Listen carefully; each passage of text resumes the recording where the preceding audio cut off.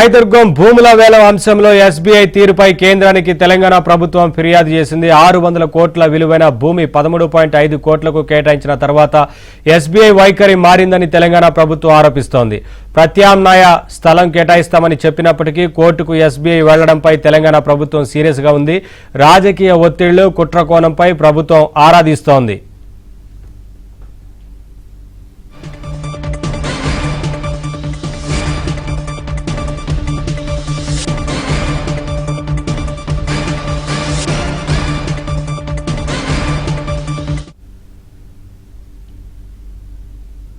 రాయదుర్గం భూముల వేలం అంశంలో ఎస్బీఐ తీరుపై కేంద్రానికి తెలంగాణ ప్రభుత్వం ఫిర్యాదు చేసింది. 600 కోట్ల విలువైన భూమి 13.5 కోట్లకు కేటాయించిన తర్వాత ఎస్బీఐ వైఖరి మారిందని తెలంగాణ ప్రభుత్వం ఆరోపిస్తోంది. ప్రత్యామ్నాయ స్థలం కేటాయిస్తామని చెప్పినప్పటికీ కోర్టుకు ఎస్బీఐ వెళ్లడంపై తెలంగాణ ప్రభుత్వం సీరియస్ గా ఉంది. రాజకీయ ఒత్తిళ్లు, కుట్రకోణంపై ప్రభుత్వం ఆరాధిస్తోంది.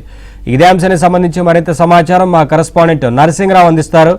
నరసింహరావు, ఎస్బీఐపై కేంద్రానికి తెలంగాణ ప్రభుత్వం ఫిర్యాదు చేసినట్లు తెలుస్తోంది కదా, ఏంటి అప్డేట్స్? ఎస్ నవీన్, దీనిపైన అయితే రాష్ట్ర ప్రభుత్వం చాలా సీరియస్గా ఉంది ఎస్బీఐ వ్యవహరించినటువంటి తీరు. సో వాస్తవానికి ఇటీవలి కాలంలో రాష్ట్ర ప్రభుత్వం టీజీఐఐసి వేసినటువంటి వేలంలో రికార్డు స్థాయిలో ఆ భూముల ధర పలికింది. దాదాపుగా 237 కోట్ల రూపాయలకు ఎకరం ధర వేలంలో పోయింది. సో అదొక సంచలనం సృష్టించింది, రికార్డును కూడా సృష్టించింది. సో ఆ ప్రక్రియ ముగిసిన తర్వాత, ఆ వేలం ప్రక్రియ ముగిసిన తర్వాత ఆ సదరు ఆ భూమి తమదే అంటూ ఎస్బీఐ కోర్టుకు వెళ్ళడాన్ని, హైకోర్టుకు వెళ్ళడం పట్ల రాష్ట్ర ప్రభుత్వము తీవ్ర ఆగ్రహంతో ఉంది. సో ఈ నేపథ్యంలోనే కీలకమైనటువంటి నిర్ణయాలను తీసుకుంటా ఉంది. ఇప్పటికే లీడ్ బ్యాంకుగా ఉన్నటువంటి హోదాను తొలగించాలనేటువంటి ఆలోచన చేయడంతో పాటుగా ఆ బ్యాంకులో ఉన్నటువంటి ఖాతాలని, ఫిక్స్డ్ డిపాజిట్లని, అందులో జరుగుతున్నటువంటి లావాదేవీలన్నింటి వివరాలను కూడా అన్ని శాఖల నుంచి ముఖ్యమంత్రి రేవంత్ రెడ్డి తీసుకుంటా ఉన్నారు, రాష్ట్ర ప్రభుత్వం తీసుకుంటా ఉంది.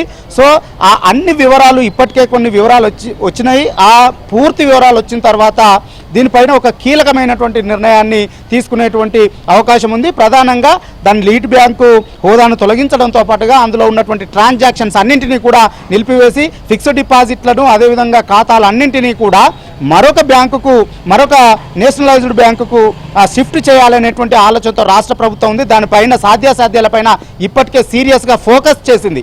వాస్తవానికి ఈ భూమి ఏదైతే ఉందో, ఇప్పుడు కోర్టుకు వెళ్ళిన ఎస్బీఐ తమదే అంటూ కోర్టుకు వెళ్ళినటువంటి భూమి, ఎప్పుడైనా కానీ ఈ యాక్షన్ నిర్వహించాలి అని అంటే ముందుగా టెండర్ నోటిఫికేషన్ ఇస్తారు, వేలం వేస్తారు. ఆ తర్వాత వేలం ముగిసిన తర్వాత అప్పచెప్పేటువంటి ప్రక్రియ అనేటువంటిది జరుగుతూ ఉంటుంది. సో ఇదంతా తతంగా జరిగినప్పుడు సైలెంట్గా ఉన్నటువంటి బ్యాంకు సంబంధిత అధికారులు నోటిఫికేషన్ ఇచ్చాము, నోటిఫికేషన్ తర్వాత యాక్షన్ డేట్ని ఖరారు చేశాము, డిపాజిట్ డేట్స్ని ఖరారు చేశాము, ఆ తర్వాత యాక్షన్ జరిగింది. యాక్షన్ ముగిసిన తర్వాత బ్యాంకు సదరు భూమి తమదే అని రావడం పట్ల, అంటే వాస్తవానికి ఆ భూమి తమదే అని ఎస్బీఐ కనుక భావించినట్లయితే ఖచ్చితంగా నోటిఫికేషన్ ఇచ్చినప్పుడే రావాల్సి ఉండింది. వేలం కంటే, వేలం జరగాల్సిన దానికంటే, యాక్షన్ జరిగే దానికంటే, ప్రక్రియ కంటే ముందే రావాల్సి ఉంది. దానిపైన అభ్యంతరం తెలపాల్సి ఉండే.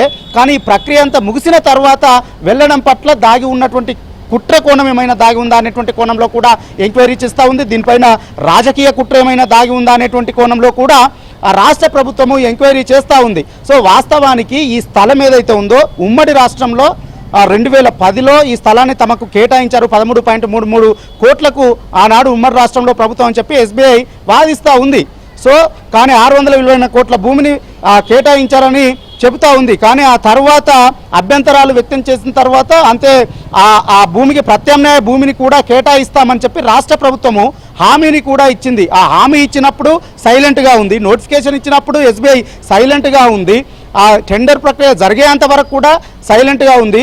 సో ఆ వేలంలో ఆ భూమికి ఎక్కువ ధర పలికి రాష్ట్ర ప్రభుత్వానికి ఒక పేరు వచ్చినటువంటి సమయంలో ఆ భూమి తమదని చెప్పి ఆనాడు దానికి అంగీకరించి, ప్రత్యామ్నాయ భూమికి అంగీకరించి ఆ తర్వాత కోర్టుకు వెళ్ళడం పట్ల అసలు దీని వెనుక ఏదో కుట్ర కోణం దాగి ఉంది అనేటువంటి కోణంలో రాష్ట్ర ప్రభుత్వం భావిస్తూ ఉంది. సో ఈ నేపథ్యంలోనే వారు వ్యవహరించినటువంటి తీరు పట్ల, సంబంధిత అధికారులు వ్యవహరించినటువంటి తీరు పట్ల, బ్యాంక్ అధికారులు వ్యవహరించినటువంటి తీరు పట్ల చాలా సీరియస్గా రాష్ట్ర ప్రభుత్వం ఉంది. దానికి జలకీయాలటువంటి ఆలోచన చేస్తూ ఉంది. ఆ దిశగానే ఉన్నతాధికారులందరికీ కూడా కీలకమైనటువంటి ఆదేశాలు వెళ్ళాయి. సో ఆ బ్యాంకుతో జరుపుతున్నటువంటి లావాదేవీలకు సంబంధించినటువంటి వివరాలన్నీ కూడా ఇవ్వాలని కోరారు. మరొక వైపు ఇక్కడ వీటిని మరొక నేషనలైజ్డ్ బ్యాంకుకు ట్రాన్సాక్షన్స్ని షిఫ్ట్ చేయాలనేటువంటి ఆలోచన చేస్తూనే మరొక వైపు బ్యాంకు వ్యవహరించినటువంటి తీరు పట్ల జాతీయ స్థాయిలో ఆ ఫిర్యాదులు చేస్తూ ఉంది రాష్ట్ర ప్రభుత్వం. ఆ మేరకు డిసైడ్ అయిపోయింది. సో ఇటు కేంద్ర ప్రభుత్వానికి ఫిర్యాదు చేయడము, అదేవిధంగా ఆర్బీఐకి కూడా బ్యాంకు చేసినటువంటి వ్యవహారాన్ని తతంగాన్ని అంతా కూడా ఆర్బీఐకి కూడా ఫిర్యాదు చేయాలని చెప్పి డిసైడ్ అయింది. ఫిర్యాదు చేసినట్లుగా కూడా మనకు తెలుస్తూ ఉంది. ఇక మరొక వైపు ఈ వివరాలన్నీ కూడా ఇప్పటికే తీసుకుంటా ఉంది. ఇటు జాతీయ స్థాయిలో ఫిర్యాదులు చేయడము, కేంద్ర ప్రభుత్వానికి, ఆర్బీఐకి, అదేవిధంగా ఎస్బీఐ ఉన్నత స్థాయి అధికారులకు ఫిర్యాదు చేయడంతో పాటుగా తమ అసంతృప్తిని, ఆగ్రహాన్ని ప్రదర్శించడంతో పాటుగా మరొక వైపు ఇక్కడ రాష్ట్రంలో లీడ్ బ్యాంక్గా ఉన్నటువంటి హోదాను తొలగించడంతో పాటుగా దాంతో జరిపేటువంటి ట్రాన్సాక్షన్స్ అన్నింటినీ కూడా మరొక నేషనల్ బ్యాంకుకు షిఫ్ట్ చేసేటువంటి అంశంపైన కూడా చాలా సీరియస్గా కసరత్తు చేస్తూ ఉంది. కేవలం ఈ ఎస్బీఐ ఈ వ్యవహారంలోనే కాదు, గతంలో కూడా ఒకటి రెండు అంశాల్లో కూడా రాష్ట్ర ప్రభుత్వానికి కొన్ని తలనొప్పిలు తెచ్చింది అనేటువంటిది మనకు అందుతున్నటువంటి సమాచారం. వాస్తవానికి ఈ రాష్ట్ర ప్రభుత్వము ఎంతో ప్రతిష్టాత్మకంగా రైతు రుణమాఫీని చేసింది. 25 లక్షల మంది రైతుల ఖాతాల్లో 20,000 పైచీలకు కోట్లను వేసినటువంటి సందర్భంలో కూడా అది సరైనటువంటి ప్రభుత్వము చెల్లించేటువంటి క్రమంలో కూడా సరిగా స్పందించకపోవడం వల్ల, ఎస్బీఐ వ్యవహరించకపోవడం వల్ల కూడా కొంత గందరగోళం, ఇబ్బందికరమైనటువంటి పరిస్థితులు ఏర్పడ్డాయనేటువంటిది మనకు అందుతున్నటువంటి సమాచారం. సో ఈ నేపథ్యంలోనే ఇటు తరచుగా ఎస్బీఐ వ్యవహరిస్తున్నటువంటి తీరు పట్ల ఆగ్రహంతో, అసంతృప్తితో ఉన్నటువంటి ప్రభుత్వము సో అటు జాతీయ స్థాయిలో కేంద్రానికి, ఆర్బీఐకి, ఎస్బీఐ ఉన్నతాధికారులకు ఫిర్యాదులు చేయడంతో పాటుగా ఇటు రాష్ట్రంలో ఉన్నటువంటి ఖాతాలన్నింటినీ కూడా, ట్రాన్సాక్షన్స్ అన్నింటినీ కూడా, డిపాజిట్లు అన్నింటినీ కూడా మరొక ఖాతాకు, మరొక నేషనలైజ్డ్ బ్యాంకుకు షిఫ్ట్ చేసేటువంటి అంశం పైన సీరియస్గా కసరత్తు చేస్తూ ఉన్నారు. దానికి సంబంధించినటువంటి వివరాలు అన్నింటినీ కూడా తీసుకుంటా ఉన్నారు.